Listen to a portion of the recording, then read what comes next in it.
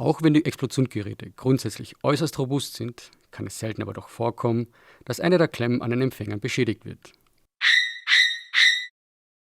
Deswegen zeigen wir Ihnen in diesem Tutorial, wie Sie diese Klemmen selbst ohne zu löten austauschen können. Alles, was Sie dazu brauchen, ist eine Ersatzklemme, die Sie als Ersatzteil bestellen können, und ein kleiner Flachschraubenzieher. Um die Klemmen zu zerlegen, nehmen Sie als erstes die seitliche Abdeckung ab. Danach können Sie den weißen Klemmhebel seitlich herausziehen. Ziehen Sie jetzt den rechten und linken Teil des Gehäuses auseinander. Jetzt kann der zweite Klemmhebel herausgezogen werden. Hier sehen Sie alle Bestandteile der Zündklemmen.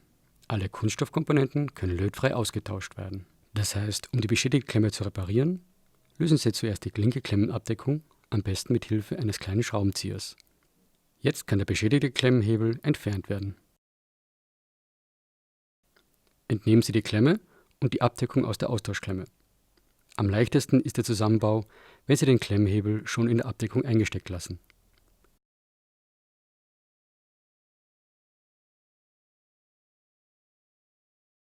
Bewegen Sie den Klemmhebel ein wenig, während Sie die Abdeckung einsetzen, bis er einrastet. Wenn Sie den Mittelteil der Klemme tauschen möchten, beginnen Sie ebenfalls mit den Seitenteilen.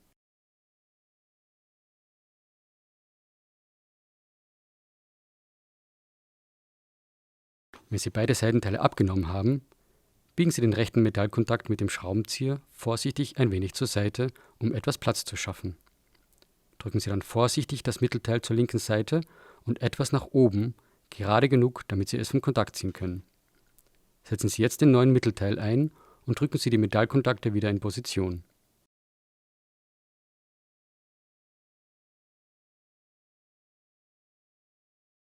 Die Seitenteile mit den Klemmhebeln können Sie wie zuvor einfach von der Seite einsetzen.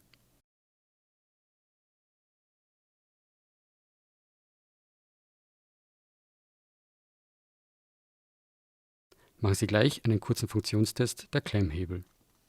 Wenn Ihnen dieses Tutorial helfen konnte und Sie weitere Videos sehen möchten, denken Sie daran, unseren Kanal zu abonnieren.